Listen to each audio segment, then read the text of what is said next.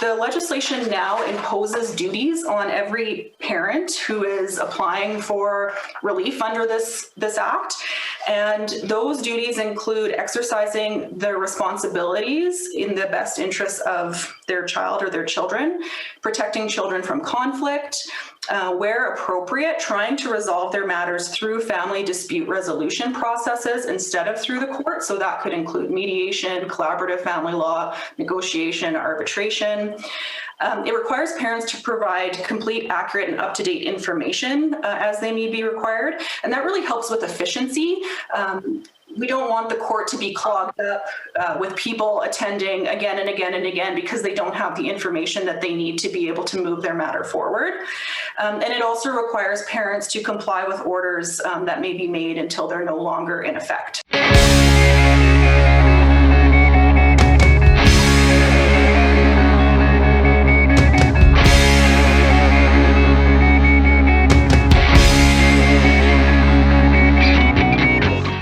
Welcome to Access to Justice. I'm your host, Heather Malarick from Merrick Law, and I'm joined by my co-host, Evan Clark of Kahane Law.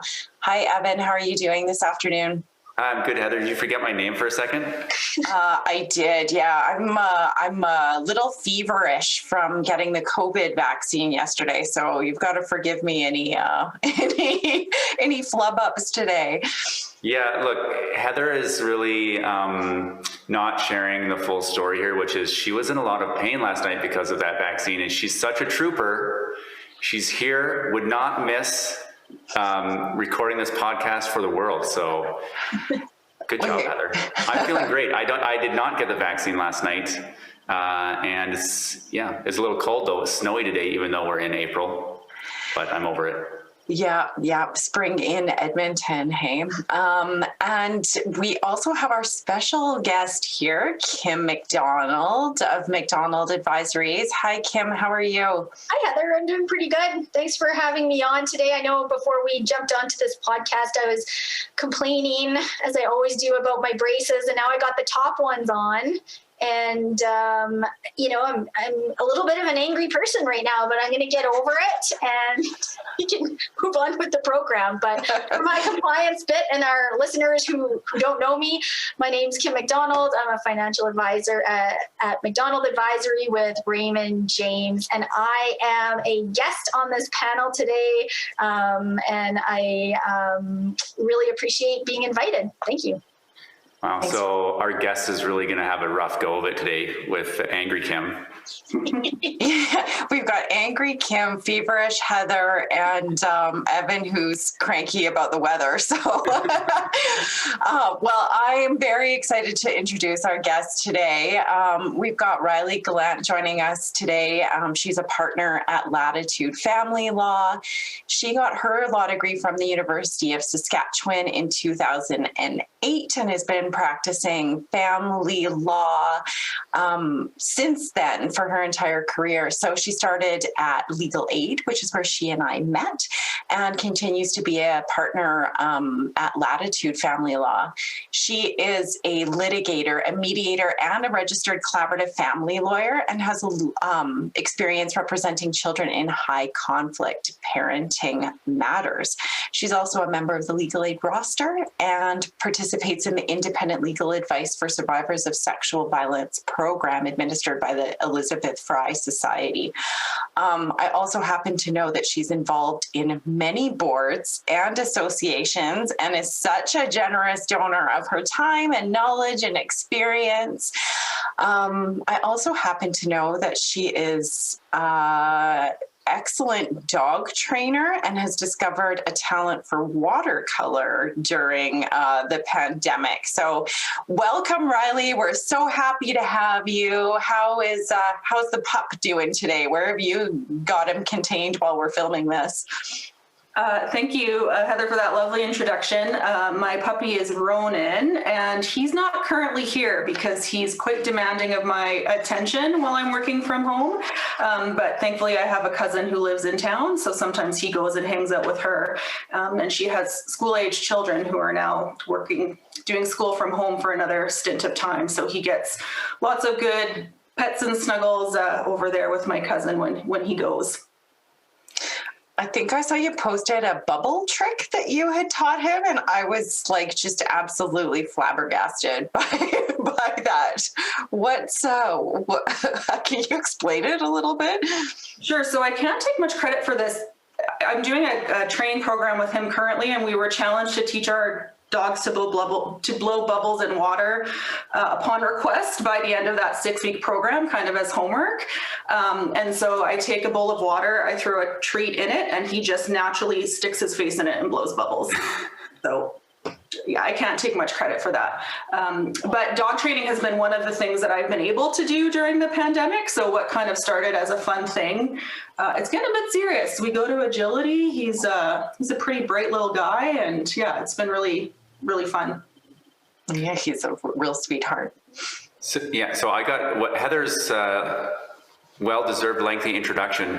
I got a couple questions that stem from that. First of all, watercolors? Yes. She mentioned. So what's this? What is this she speaks of? So I don't have any history of art. I didn't even take art classes in high school, but I think I saw it on Instagram. Somebody was watercoloring, and I thought, that seems relaxing. I'll give it a try. And I just found that I really kind of took to it. So most of what I learned was just following online tutorials. And yeah, it has been very relaxing. Really helps to focus on something else for a period of time when things are stressful. I recently did a watercolor family portrait of my nuclear family, my parents, my sister and I, and our various pets in front of the cabin at the lake, which blows my mind that I was able to pull that off. I mean, it's not great, but you can tell what it is. So yeah, I've really enjoyed that. Yeah, that's my bar too. I've only watercolored once in my adult life that I can remember. And it's, if you can tell what it is, I feel like that's a success. I've seen somebody say too, there's the hobby itself, and then there's buying things for the hobby as like a separate hobby. And that is very true for me. I've got quite the collection here of things that will I ever use? I don't know, but I enjoy purchasing them. Nice.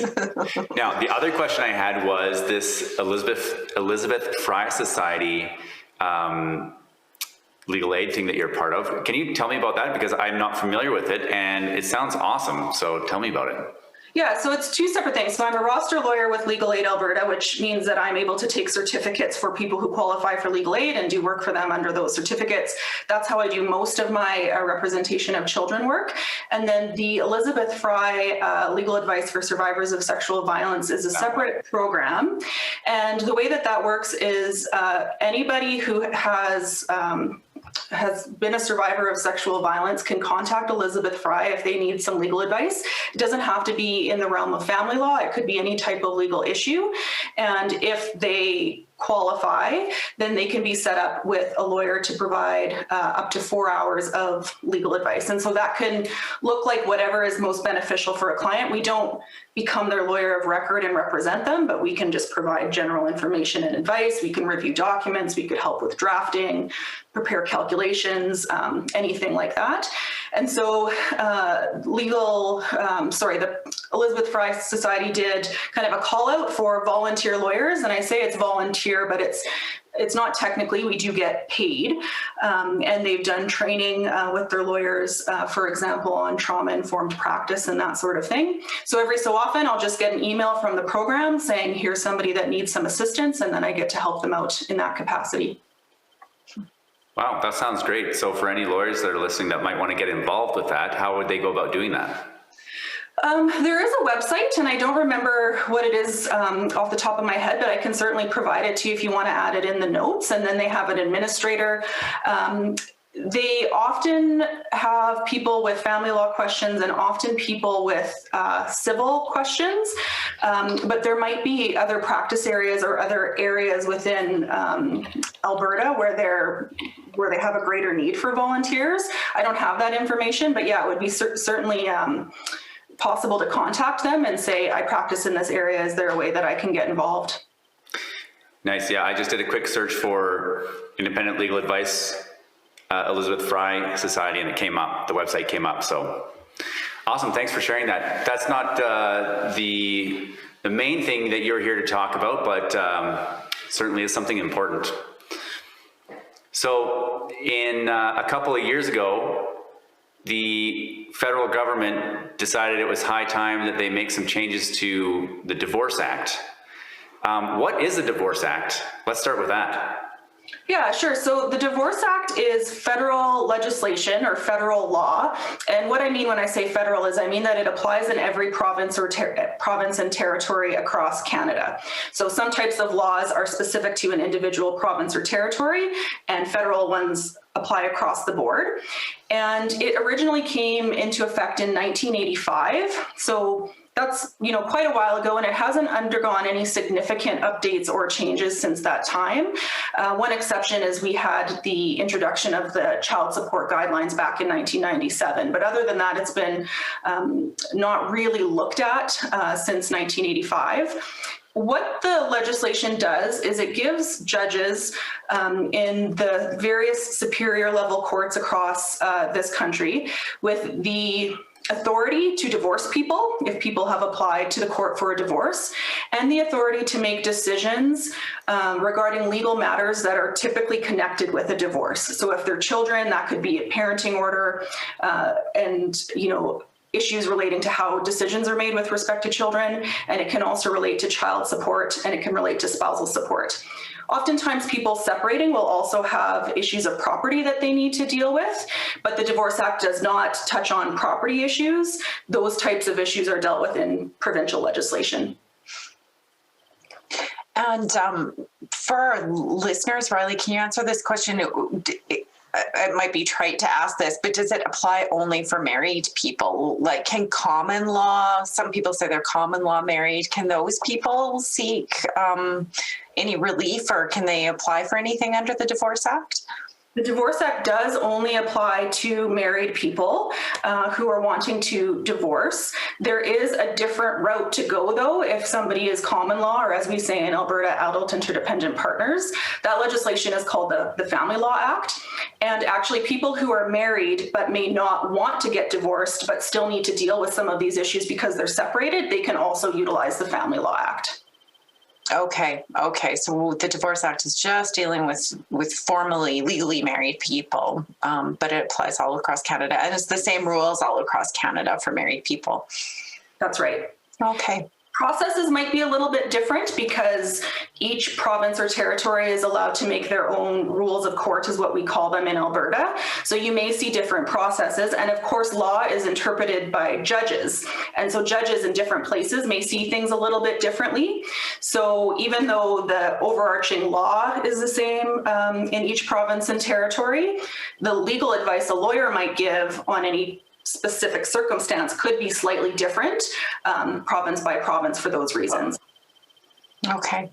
Yeah, I mean, I've even heard, I don't know if either of you, Heather or Riley, have heard this, but I've even heard judges between Calgary and Edmonton have their own, not biases, but like leanings for parenting, for example, that in Edmonton, they tend to lean more towards a 50-50 schedule wherever appropriate, whereas in Calgary, they don't lean quite so much in that direction. So if that's true, and I haven't been to court in Calgary and seen this in action, that's just only what I've heard, disclaimer. That's just an example of how judges who, can differ on their approach to the same piece of legislation. Mm-hmm. Yeah, and I think in Alberta, it was talked about previously moving to a unified family court where it's a set number of judges always dealing with family law matters. Some other provinces have a unified family court. And one of the benefits that can come if you do have a unified family court is a bit of enhanced consistency, because you have the same people consistently dealing with the same issues. People may not know this, but judges who are appointed to the Court of Queen's Bench, which is the court in Alberta that decides matters under the Divorce Act, they hear all sorts of things. So they could be in court one day dealing with a divorce, then they're dealing with a bankruptcy, then a criminal matter. So it's a very wide range of issues that they're deciding at any given time. And of course, judges are human and they have their own experience and perspective that is behind any decisions that they might be making. And they might be coming to the bench from some other angle too. Maybe they were like a labor lawyer or something like that. So that's interesting. Okay, so go ahead, Evan. Yeah. Move on from this. I just wanted to, just before we lose anybody that's not married, separating, that are adult interdependent partners, can you just talk a little bit about how the Family Law Act compares to the Divorce Act for key things like parenting, child support, this type of thing?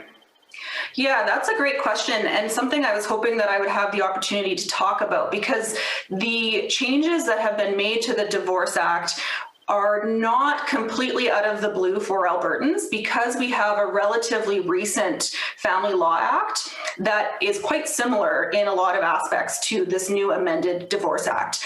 Some provinces, their provincial legislation touching on family law was more dated or quite different, and so they now will have a big adjustment to make when it comes to operating under the amended Divorce Act.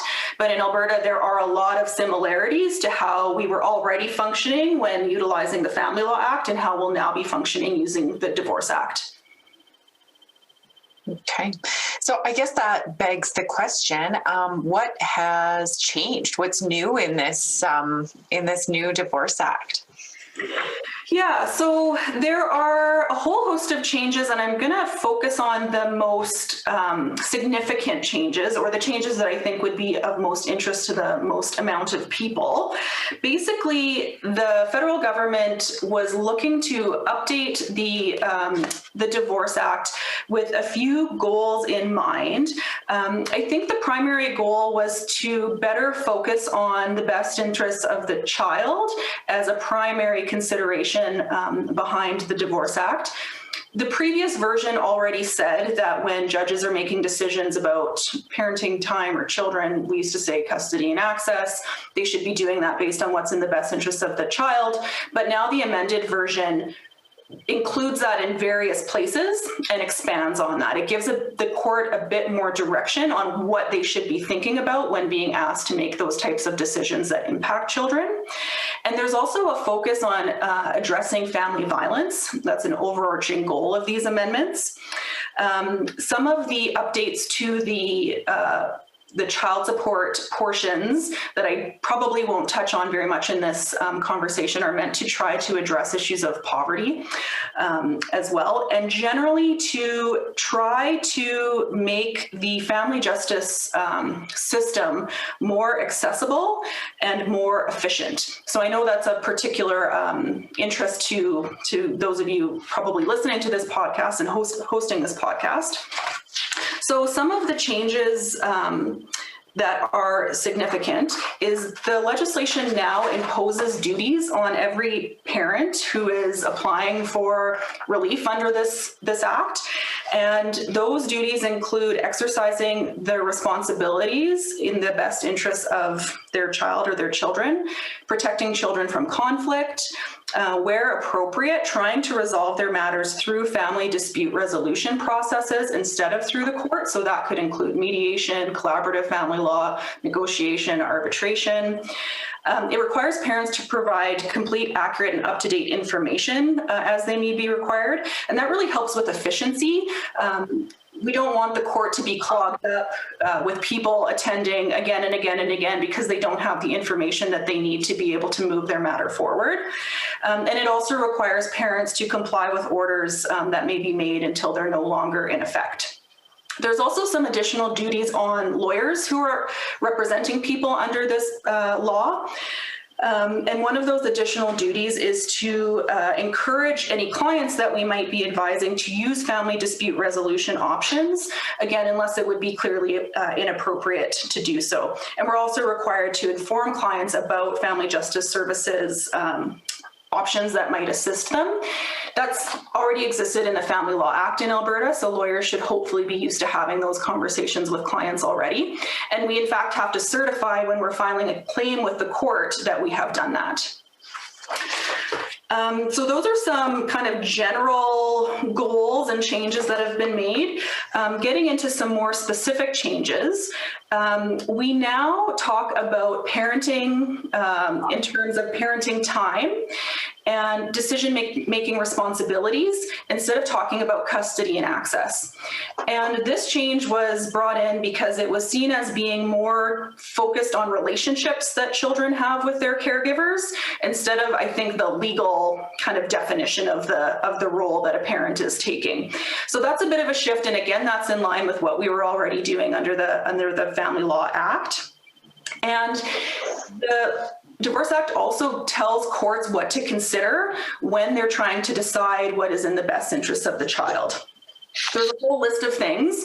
I can go through some of them if you think that might be of interest. But one of the important updates is specifically considering family violence and the impact on any family violence that may have occurred on the ability and willingness of a person who may have engaged in family violence to care for and meet the needs of the children. So that's a pretty significant inclusion there. So what was it before? Why would that be so significant for people who haven't been involved in divorce before? So before the Divorce Act just didn't really clarify what judges should be looking at when deciding what is in the best interest of the child. It just didn't say. It just said consider what's in the best interest of the child.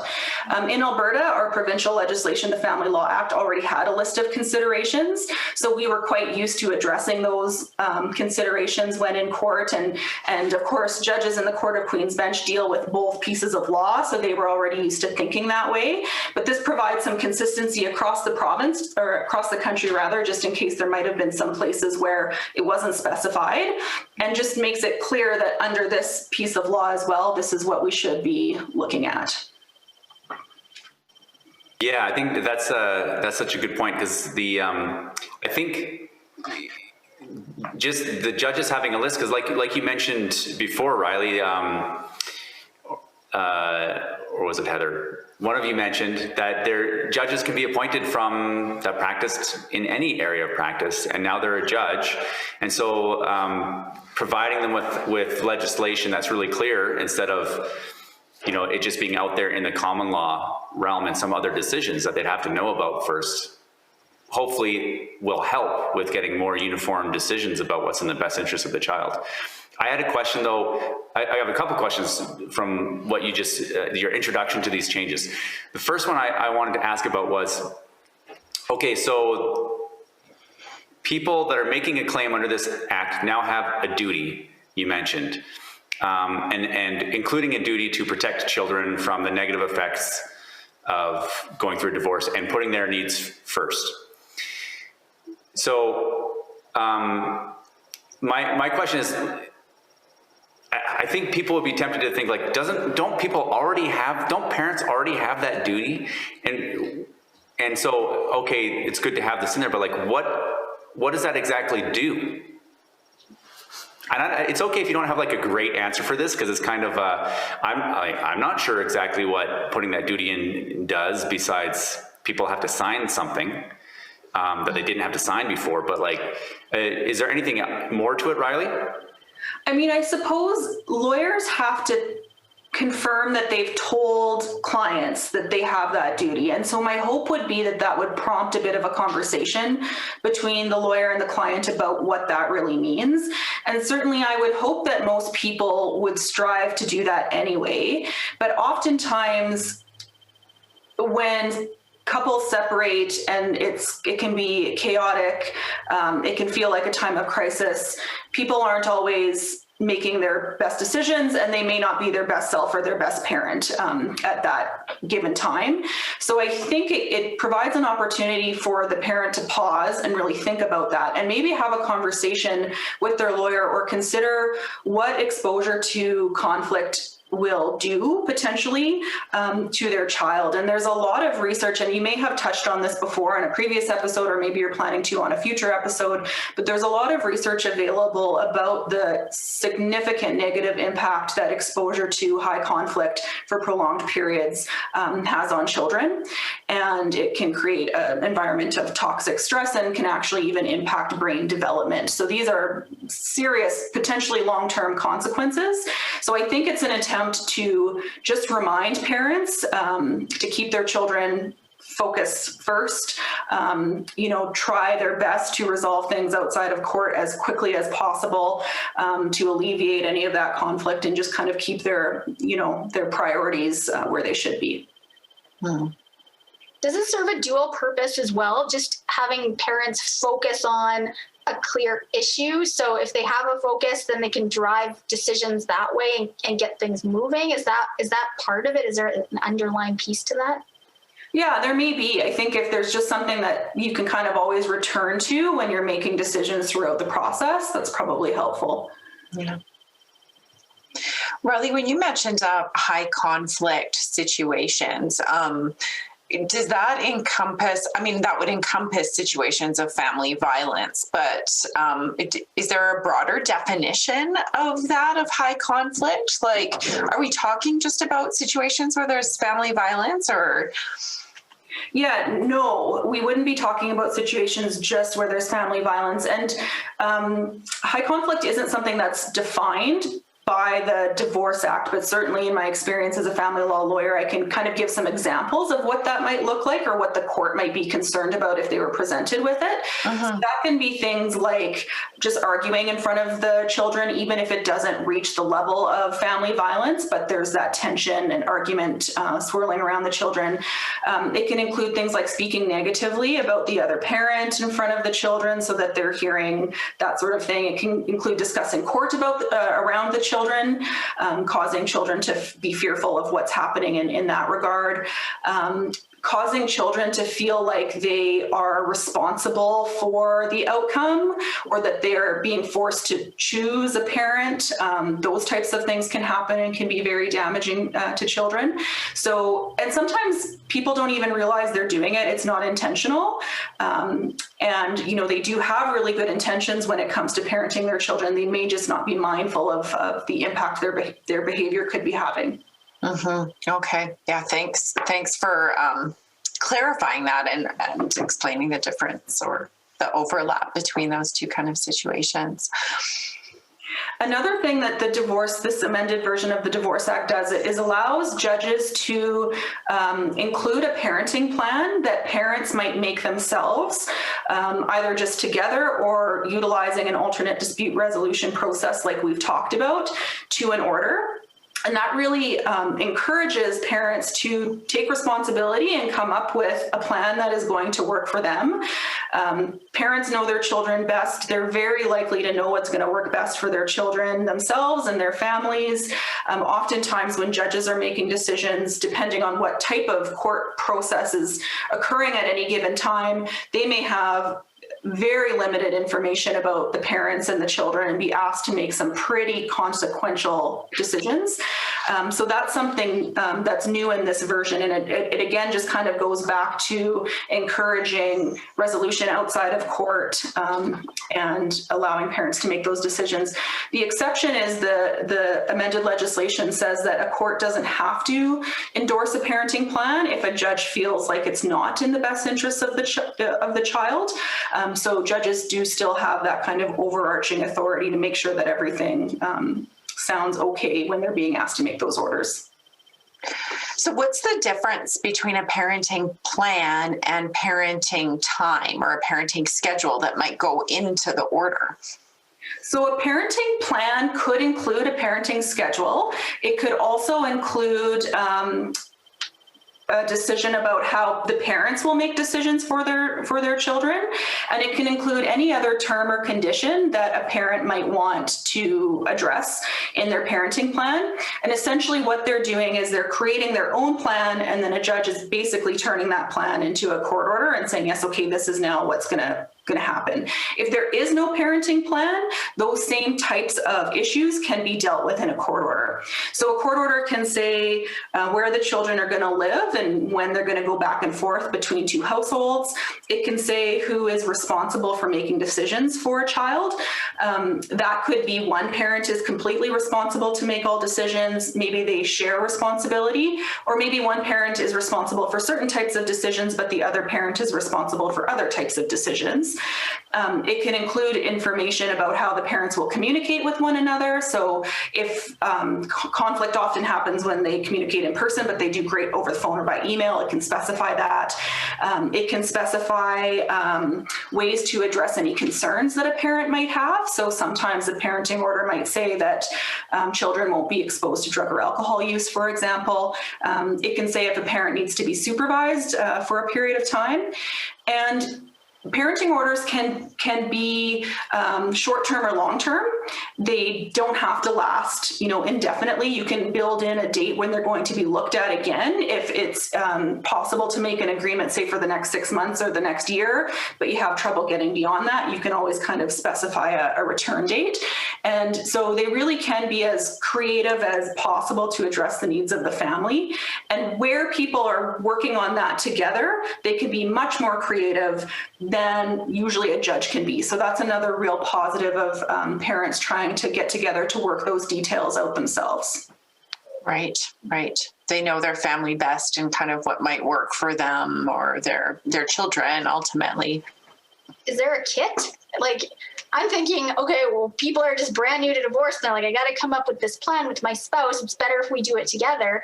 Is there like a will kit type of idea out there to put this together? Yes, absolutely. There are resources online, and that's an excellent point, Kim, because oftentimes people will come and say, I know I need a parenting plan, but I don't even know what to consider. So an example would be, do you always agree on how to share a holiday like Christmas, or do you need to specify it? What happens if one of you wants to travel outside of Canada? What's going to happen there? Who's going to hold the passport? All sorts of details that people might not think about. So the federal government, again, does have a resource on the website that asks those questions and prompts that consideration and gives some ideas, I think. I'm fairly certain that the Canadian Bar Association family section also has a toolkit about parenting plans. So those are a couple of resources that I'm aware of. And there's also different organizations, for example, of collaborative lawyers that will sometimes have resources. So I've done that research for clients before to provide resources, and sometimes found things from even the United States that would still be applicable for people to be working through, because it's really just prompting questions that they might want to consider. So even just a Google can be quite helpful. Kind of to give you that list of topics that you might want to think of ahead of time and discuss and make decisions on. Yeah, and I like, it's always best to keep it as simple as your situation will allow. And what I mean by that is where people have good communication, you probably don't need or want a really detailed plan, just want guidelines to help you. But where agreeing on stuff is a real challenge, it's better to be very specific so that you both have something you can rely on so that it's not in conflict all the time. And it can be helpful to have a bit of a default too. So generally a parenting plan or even a parenting order will include some ability for parents to agree to something different if they both agree. That might be difficult if there's a history of it being unclear whether they've agreed or not. So we have to be cautious with that. But typically, if you've agreed to share a holiday one way and you both want to do it another way, that's not going to be a problem. And it can be helpful just to have something to default to, so that just in case that conflict arises, you have something that you can fall back on. And it's not always possible to access the court. So of course we're in the middle of a pandemic, and that has created issues with court access that are being worked through. But even pre-pandemic, for example, if you thought that you had an agreement regarding holiday parenting time, and suddenly it's December 15th and you find out that actually you don't, and you have no idea where your kids are going to celebrate Christmas Eve, Christmas Day, and Boxing Day, you might have lost your opportunity to get into court, and it's just not going to be possible. So that's something, that's beneficial again with resolving disputes outside of court. You're not limited by the court schedule, and something to keep in mind when parents are trying to build parenting plans. So you're saying like you might have a default schedule in your parenting plan that dad's got the kids in even years, mom's got the kids in odd years. You can move away from that. But if there's no agreement, then we know we've got the schedule there set out and we know what's happening if we can't agree. That's right. Yeah, I've seen that work pretty well for folks in the past. Has the divorce? Oh, sorry. Go ahead, Evan. I've got a question for either Heather or Riley. One thing that will commonly be seen in a parenting order or divorce judgment that contains terms about parenting is that it'll say something to the effect of primary parenting with this person, or something like, or it might even be a certain schedule, and then the other person will have a certain schedule or not, and then it'll be, you know, generous access or generous parenting time. And I think it's very common that generous other time that as parties agree on is never agreed on, and the other person never gets any additional parenting time. If someone finds themselves, or what can somebody do to prevent themselves from ending up in that kind of a situation where, oh, this term of reasonable and generous parenting time sounds great, but it might not ever happen if it's a hard time for them to agree on anything. Do you want to, I feel like I've been talking a lot, Heather. Do you want to answer that? You're the guest though, Riley. What's up? You get to talk as much as you want. You're the guest. I mean, I can take a stab at it, and Riley can say what she would do too, because I think there's probably different answers depending on the situation. But Riley alluded to earlier that parenting orders are not forever orders. So if something's not working, they can always be brought back into court for further clarification, or to add in specifics of time. I mean, I guess I feel like it's pretty fact and case dependent, but would that person want to know that they've got a minimum amount of time with their children? Would they, you know, do they want a set schedule? Do they want to put a default schedule in there, but maybe be able to agree from it? So those are some of the things I'd probably be thinking about. Yeah, I agree. I would say it takes a very high level of trust between parents to have a schedule that is that flexible in an order. And if sometimes people have complicated work schedules, and so it might be impossible to say, I'm always going to have parenting time Wednesday to Sunday. But you might be able to say, I'm going to have parenting time 3 overnights out of the week. And sometimes we can even get as detailed as saying, you know, one parent will provide their work schedule by X date. So maybe 5 days prior to the first of the month, the work schedule goes, the parties have so long to figure it out. Sometimes if it's a holiday issue, for example, trying to figure out how to divide up a summer, one parent might get the first choice in odd numbered years, and another parent might get the first choice in even numbered years. So there's lots of things that family lawyers have kind of experienced, you know, over the length of time that we've practiced, problem solved around, and can often present as options that might work for families based on what we've seen work for other people. Those are both good answers. I think I think what I'm picking up is if you already know that it's tough to agree, then maybe just have something a little more specific as to what you're hoping for, even if you can't be, it's every X day. Yeah, I think that sounds good. Sorry, Kim, I cut you off twice. I apologize. I don't want to get on Angry Kim's bad side.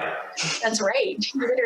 You better keep it real over there, Evan, in your little corner box. Actually, I was happy to hear you interject because I wanted to take the conversation in just a slightly different way. So I was happy that you got your question out on parenting. So what I've been thinking about a lot lately is underrepresented people in this world. So LGBTQ+, our Native population, and I'm curious if there has been a discussion in the Divorce Act on different cultures and how they address that in the court system. Has that been brought up in that act? Are these people being represented? There is, so under the best interest of the child factors that are now included, some of those types of elements of a child's circumstances are addressed, maybe not explicitly, but you can see them in there. So for example, I'm just reading my notes because I want to get the language specific and correct. One of the things that a court would be asked to look at is a child's cultural, linguistic, religious, spiritual upbringing and heritage, including Indigenous upbringing and heritage. So that is specifically listed in the best interest factor. There isn't anything specific to addressing LGBTQ plus family members, but I can say this is specific to Alberta. Our divorce forms were recently changed to be more gender neutral. And so instead of saying, there were some forms that said husband and wife, but of course you might not have a husband and wife, and those were changed to say spouse one and spouse two.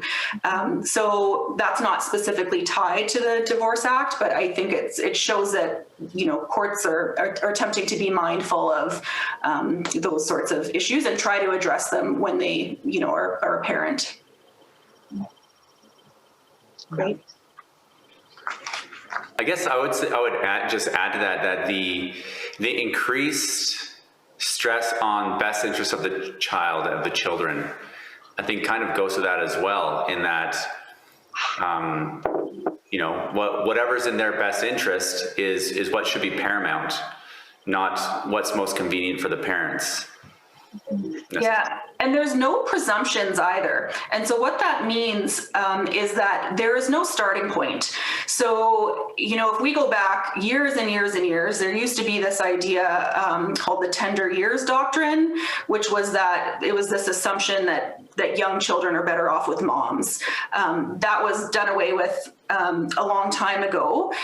The previous version of the Divorce Act had something called a maximum contact principle, and that was a bit of a misnomer because sometimes people would interpret that as it's in the best interest of a child to have maximum contact with both parents, and that means shared parenting. But in fact, what the legislation said is it's that kids should have maximum contact with each parent as is consistent with their best interests. So that might be shared parenting, that might not be. And the amended Divorce Act has taken away that maximum contact language. It's very clear that there is no presumption. There is no starting point. It's not presumed that shared parenting is best. It's not presumed that parenting time with one parent is best. Similarly with decision-making, usually parents will have joint responsibility to make decisions unless there's some reason why that would not be appropriate. But that's not, the Divorce Act doesn't say that. It's just kind of what we do. It's very clear there are no presumptions. It always is supposed to come back to what is best for any particular child in their particular circumstances. The Divorce Act sounds so fair. Like all three of you are lawyers. When it came out and you read it line by line and went through this thing, was your interpretation that they're on the right track, that changes were made in the best interest of people? I'm curious to hear all of your opinions on that. Well, I guess I'll go first. We haven't got yet to one of the things that I think is really important that I hope Riley will talk about, which is to do with relocating, moving, and notice around that. Well, I don't want any spoilers. I don't want to spoil Riley's bombshell there. So, but the from what we've talked about already, yeah, and maybe partly because of the Family Law Act that we have in place in Alberta, and because the language that changed, one of the big changes that Riley already talked about was going from talking about custody and access to parenting time and decision-making authority. And that's more consistent with what our Family Law Act says. And the thing that I'm so grateful they changed it is because people would come and talk about, when you hear custody, normal people just think that means parenting time as well as decision-making authority, when in reality it didn't really. It's really, full custody meant more than just like you have parenting time all the time. It means the other parent can't make any decisions about that child's life. And so yes, that change I think was really important to make it a little bit more easy for everybody to understand, instead of every time you hear custody and then the lawyer has to explain that that's like basically a term of art. So that was one thing that stuck out to me that I was glad that they changed. What do you think, Heather? Yeah, and I think it gives some finer tools, I hope, for courts and for lawyers to use and look at. So like Riley said, each case should be looked at individually and looking through all the factors and deciding whether decision-making might best go to one of the parents for whatever reason that might be in the best interest of the child, and always keeping the child in the middle of that analysis. So I'm going to be very curious, I guess, to see as these new cases wind their way through the courts, if lawyers and judges stick with our old habits, or if we do, get out of the maximum contact sort of thought presumption that means shared parenting, or if we do really start looking at things in a more nuanced way and looking at individual families. So I think that's a really good thing, I think, but I'm very curious to see how it's going to get interpreted by lawyers and judges.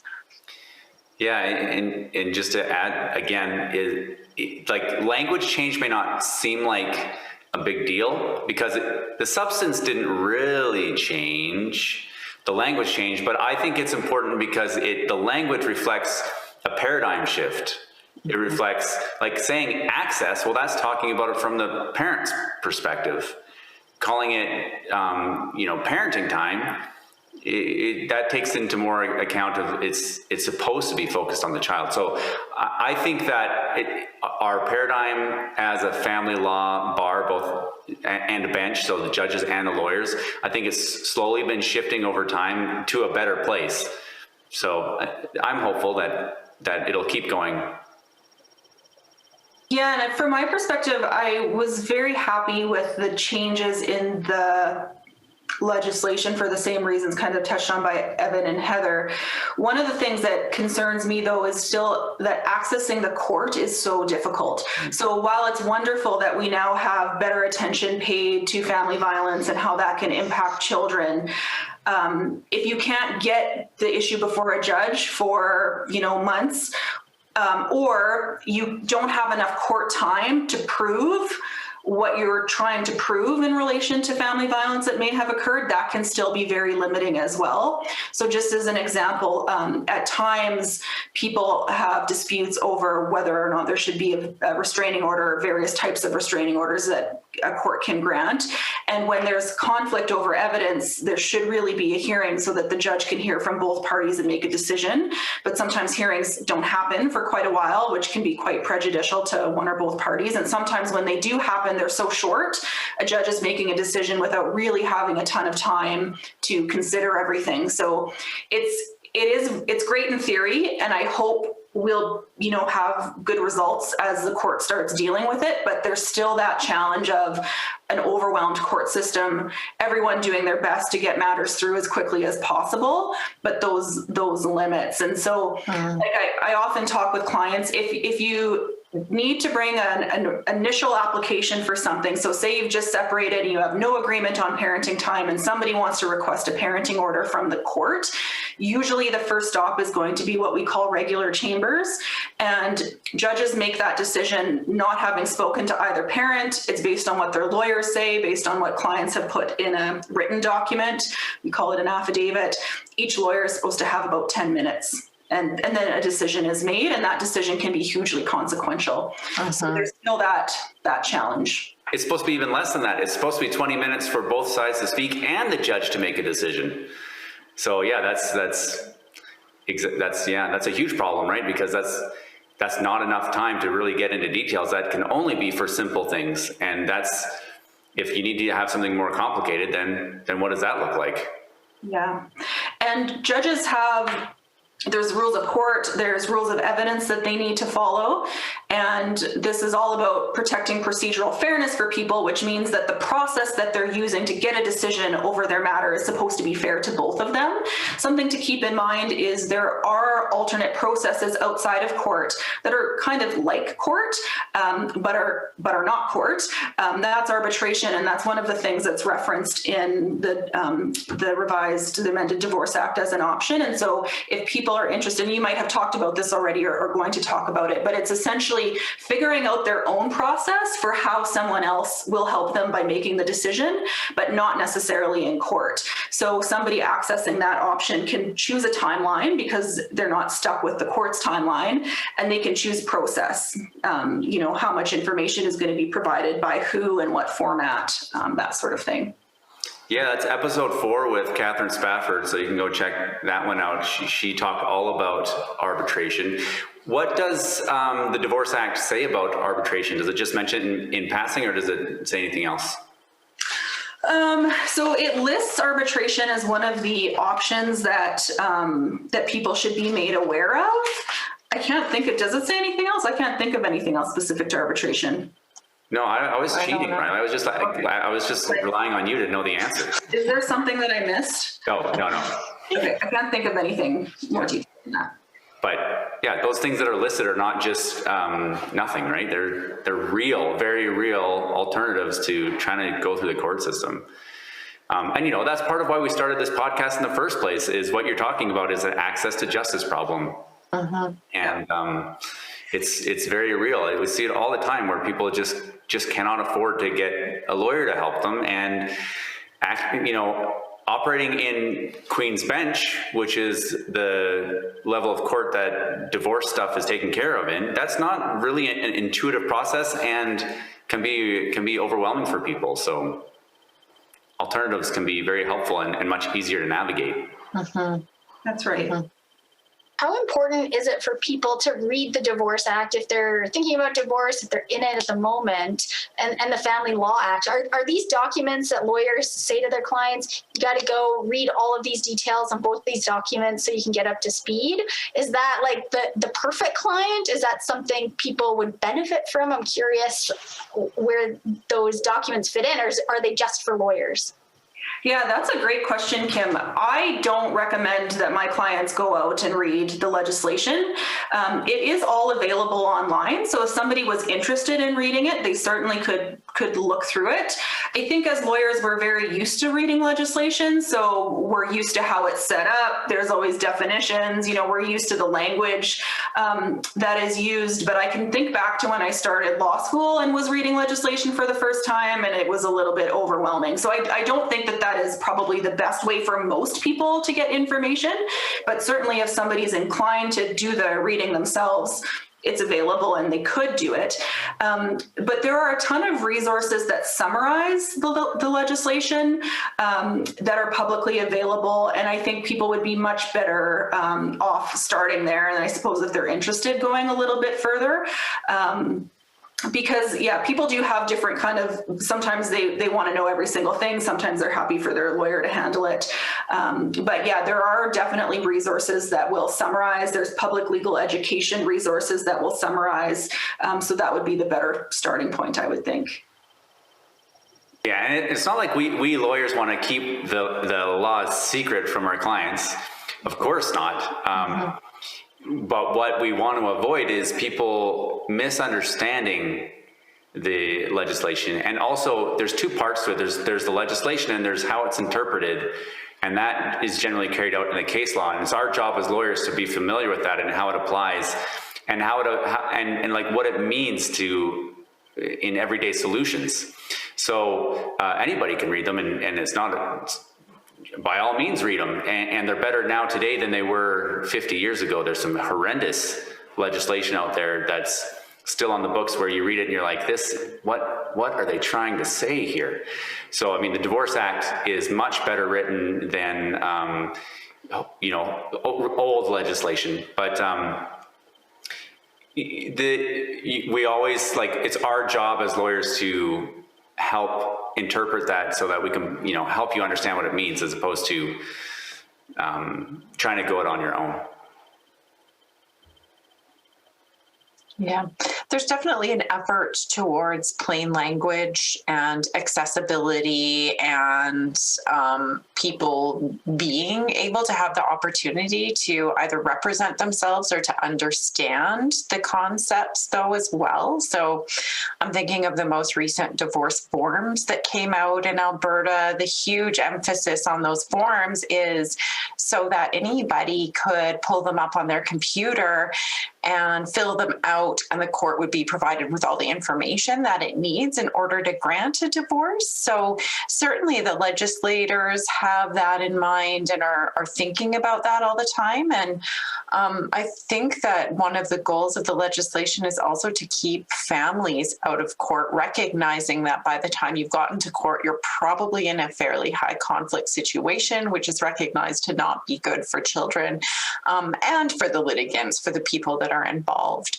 So I think probably one of the goals is to try and help with that backlog and keep people out of court where court isn't the best or most appropriate option for them. And that's probably why arbitration was listed, collaborative family law, all of those other mediation, all those other options. So Riley, what other changes do you got for us? Do you want to talk about relocation? You sure do. Okay, so the Divorce Act amended version now provides some guidance about how the court should treat a situation when one parent wants to move away and probably take the children with them, or even if they're just moving. And so the reason why this is important is we are seeing more and more of these types of applications coming before the court. And the Divorce Act didn't previously specify how those should be handled.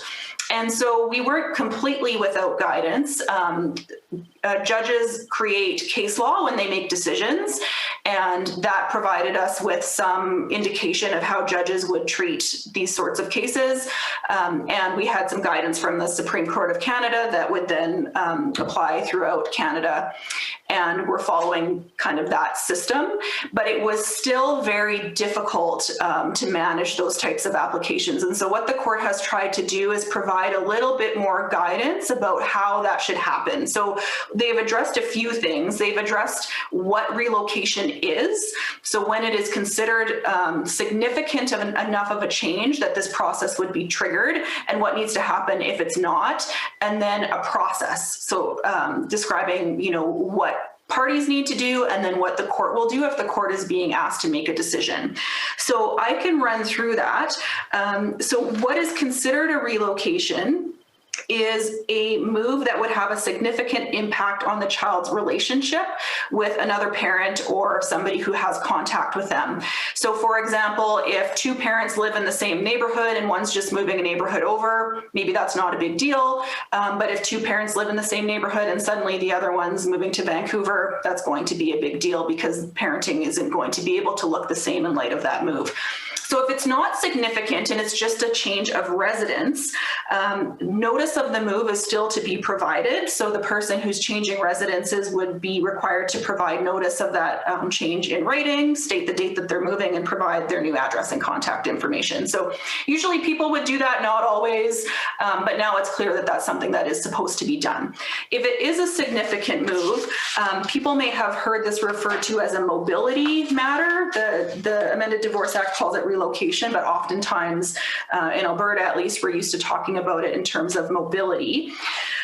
The process there is that the person who intends to relocate has to notify whoever they're required to notify. So typically it's going to be the other parent at least 60 days before they're proposing to move. They have to give information like the date that they want to move, where they're going, contact information, new address. And they also have to provide what they're proposing in terms of the new parenting schedule. So where people live far apart, that might be, maximizing the amount of time the child spends with the other parent during the summer or school breaks, that sort of thing.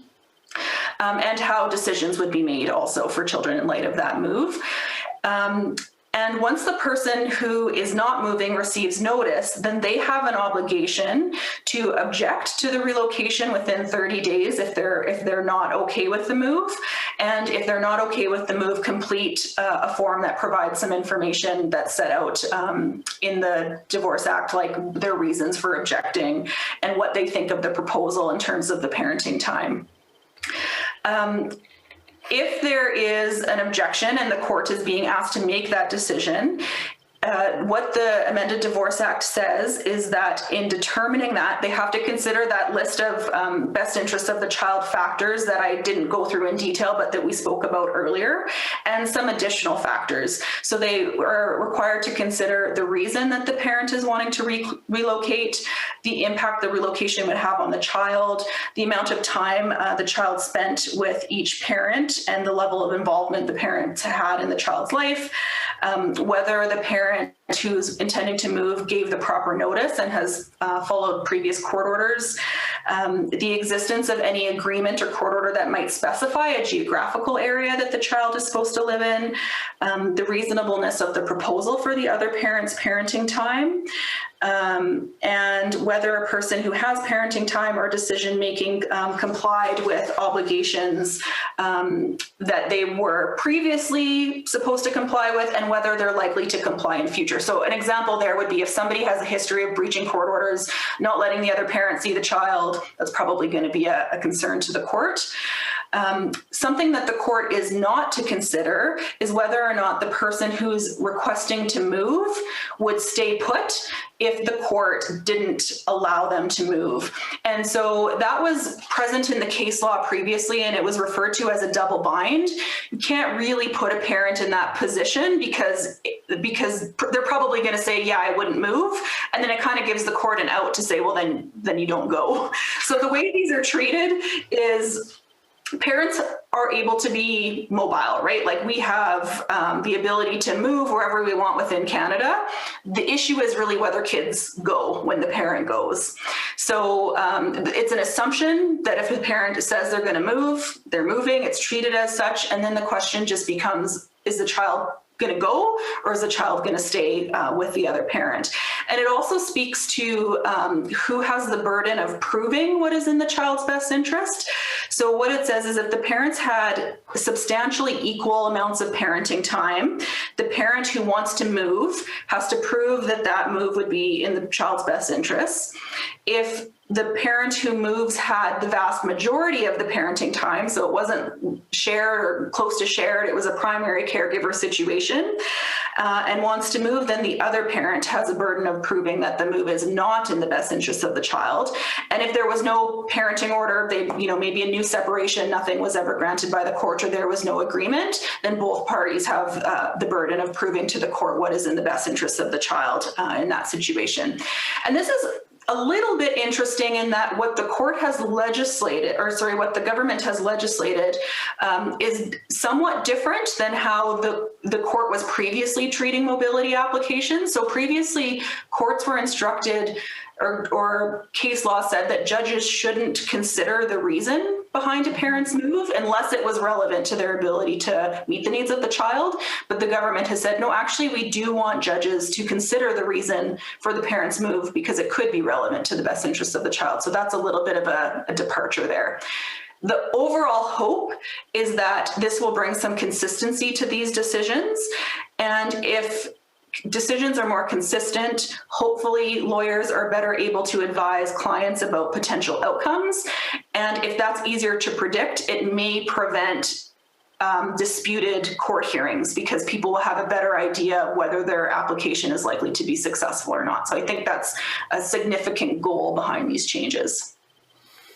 Yeah, I'm not one that's like super that loves government regulation in general. I tend to be more libertarian leaning, but from my experience as a family lawyer, I'm very happy about these changes, this forcing that the court is doing, forcing the parents that are thinking about moving to provide notice, because really, obviously, you should be providing notice and enough notice for something to happen, or before for there to be a dialogue before you just move. And so I think it's a great thing, because I think before this, if I understand, recollect correctly, Riley, and you can correct me if I'm wrong or share some more insight on this, but before these new changes came into effect, there was zero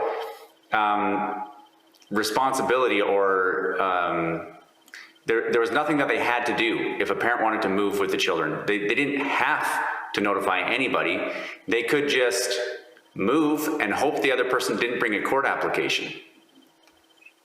And so obviously could you imagine if you were not the primary parent, you were exercising some parenting time, maybe every other weekend or something like that, and then one day you go to pick up the kids and they're gone? I mean, obviously hopefully that wouldn't happen, but you know, the equivalent of like, oh yeah, we're moving next week.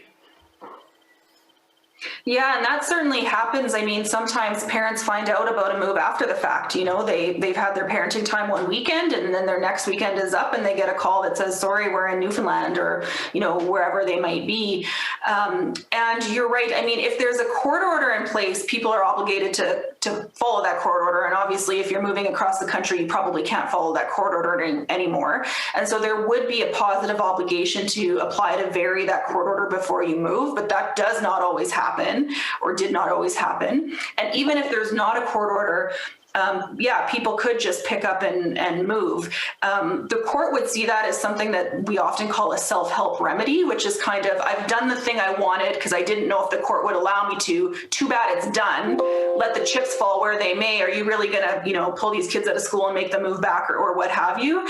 And that was frowned upon, to be sure. Self-help remedies are discouraged, but sometimes they would still happen, and a move could create quite a bit of chaos. And something else that could also happen is maybe somebody moves and files a court application in the new province, and there's something happening in the old province. So yeah, it can get quite complicated and quite messy. So it's certainly helpful to have, you know, some expectations and guidelines regarding how these will be handled.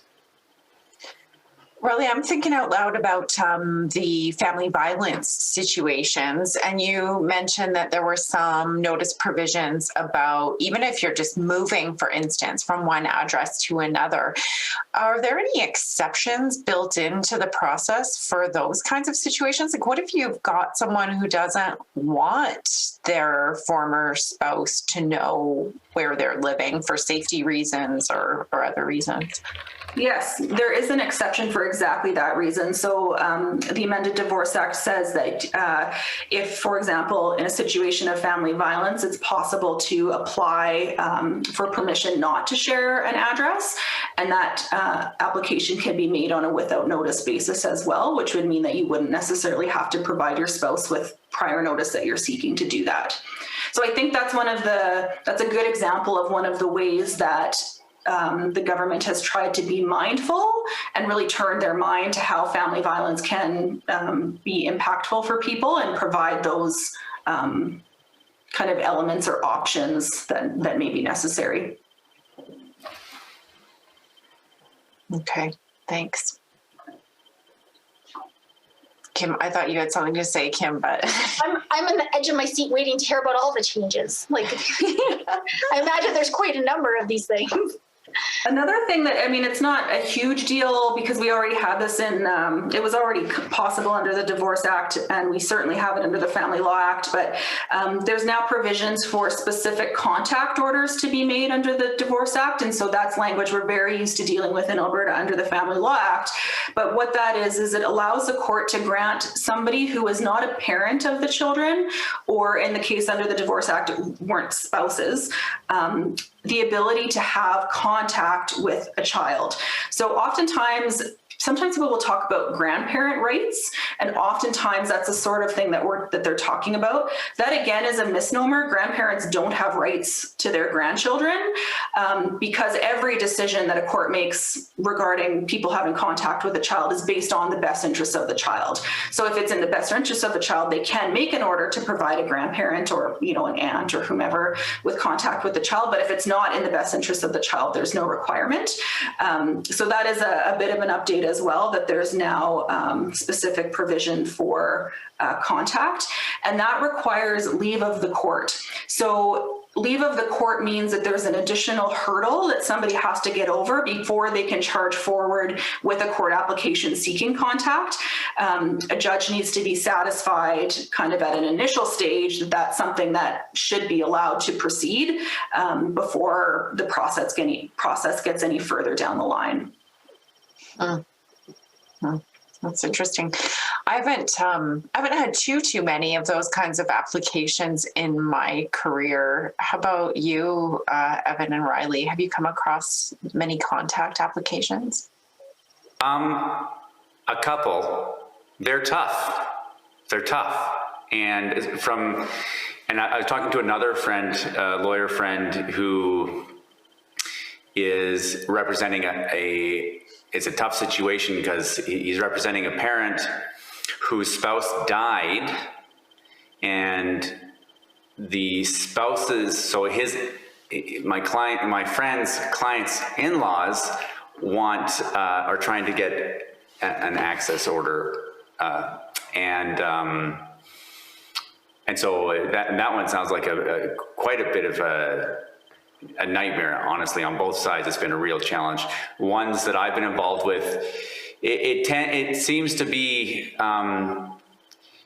when the children are quite young, the ones I've been involved with, and that makes it really difficult for a grandparent to establish that they have a meaningful relationship with the child. And it's not just about, there has to be some kind of a relationship in order to force a parent of the child to, allow their child to go and have parenting time with a grandparent. So in my experience, it can be a tough uphill battle if the grandparent hasn't already been actively involved in the child's life. I don't know, what about you, Riley? Yeah, I've handled a few, and under the provincial legislation, so the Family Law Act, leave is required to pursue a contact application unless the relationship that a grandparent had with their grandchild was disrupted because of the death of one of the parents. So sometimes we see those because it does allow that kind of immediate application to be made. And those, they're just very sad. Somebody has passed away. They're very difficult. Oftentimes, a grandparent, and the Divorce Act, the amended Divorce Act says this: if a grandparent can exercise contact with the child during one of the parents' parenting time, it would not be anticipated that they get extra time or separate time, right? And so if, for example, it's the maternal grandparent, if they have a good relationship with the mother, they could have parenting time during the mother's or contact during the mother's parenting time. And it's not uncommon, that a grandparent might not have a great relationship with their own child for any reason, but might have a perfectly fine relationship with the other spouse and have contact during that parent's parenting time. I've seen that play out in a previous case. But there are also times when both parents have said, we do not want our child to have contact with grandparents for a good reason. And, the court will say, yep, those are some good reasons there. There's something that, has not been great in the past, or, there's sometimes grandparents can get quite invested in their children's conflict. And so sometimes can, feed into that or might not always behave as appropriately as we might hope. So they are very fact specific. Families are always unique and complex. And I feel like when grandparents are involved, it's just kind of like that next added level to that. But then there are also times when, you have an appropriate, loving, wonderful grandparent that for whatever reason is not permitted to have contact with the grandchild anymore. And it's clearly in the grandchild's best interest for that relationship to be preserved. So yeah, just so fact specific. I think sometimes what comes across to me is this kind of train of thought. So the grandparent sees the parent as their child, right? Or their child's spouse, whatever. And they may still have that in their mind, view that person as their child or someone that is irresponsible, what have you. And therefore think that they really need to be involved in the child's life because, they are the only responsible one in the picture. And normally I think the parent does not see it that way at all. And I think it can be sometimes difficult for a grandparent to remember or difficult for them to put themselves in the parent's shoes. It's the state, rightly so, does not take lightly taking a child out of its parent's care. And so I think sometimes from the grandparent's perspective, because it's kind of a unique situation where they have a unique relationship with the parent, it can be easy for them to lose sight of that. Hey, we don't want the government to be able to just order the children out of a parent's care. We don't want the government to have that power. We want the parents to be responsible for the children.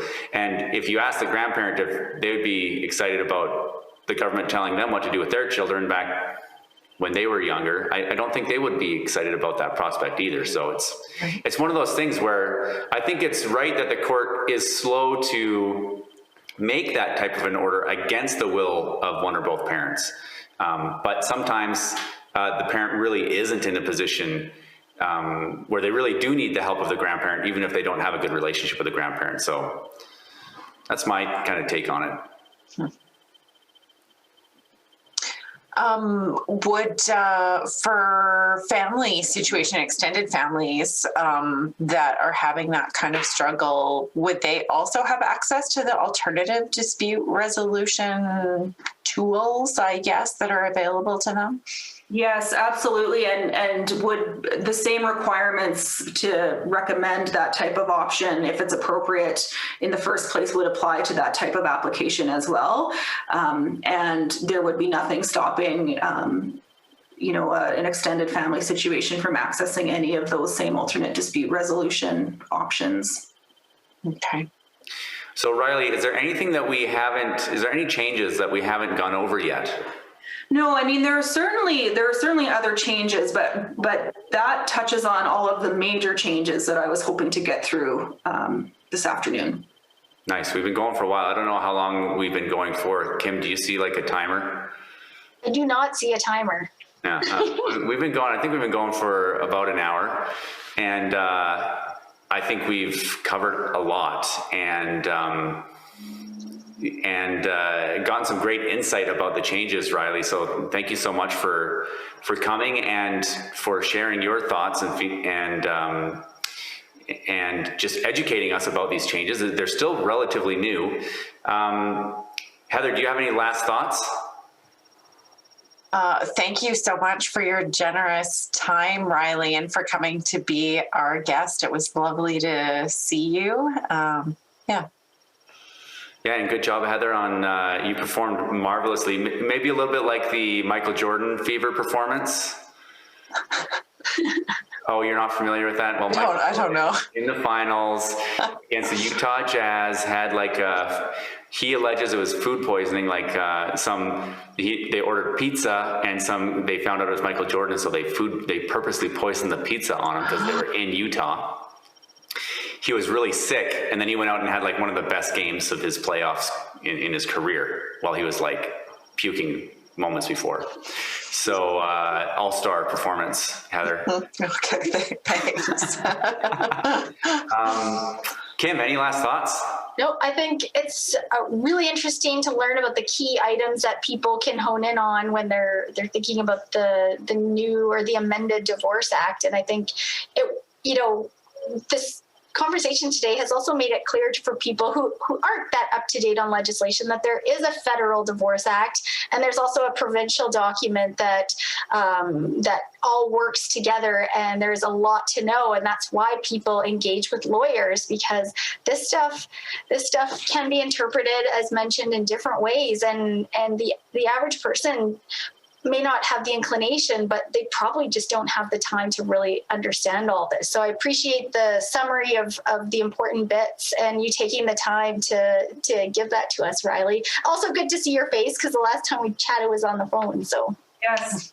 Yeah, thank you all for inviting me. It was my pleasure to come speak with you all.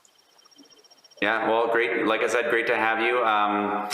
And I'm glad to hear we covered everything you were wanting to cover. You can also share any concluding thought that you want, if you have any for us.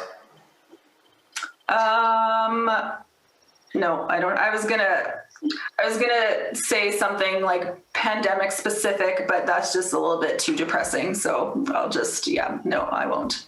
Okay, well, that'll do. So I also don't have a closing thought this time, but just thanks again, Riley. And this has been Access to Justice, and we'll see you next time.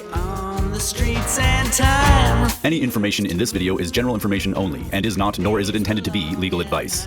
Watching this video does not create a lawyer-client relationship. You should always seek the advice of a lawyer or other qualified professional for advice regarding your individual situation. While we take care to ensure that the information contained in this video is accurate and up to date, we make no warranties or representations as to the suitability, completeness, or accuracy of the information contained in this video. Any reliance you place on the information is at your own risk. Kahane Law Office, Merrick Law, Heather Malarick Professional Corporation, Evan Clark Professional Corporation, Evan Clark, Heather Malarick, and any guests will not be responsible nor liable in any way for any content, including but not limited to any errors or omissions in the content, or for any loss or damage of any kind incurred as a result of any content communicated in this video, whether by Evan Clark, Heather Malarick, or by a third party. Kim Mcdonald is a financial advisor with Raymond James Limited. Information provided is not a solicitation, and although obtained from sources considered reliable, is not guaranteed. The view and opinions contained in this media are those of Kim Mcdonald, not Raymond James Limited. Securities-related products and services are offered through Raymond James Limited, member Canadian Investor Protection Fund. Insurance products and services are offered through Raymond James Financial Planning Limited, which is not a member Canadian Investor Protection Fund. Raymond James advisors are not tax advisors, and we recommend that clients seek independent advice from a professional advisor on tax-related matters. Stole my heart from my lips. That was it.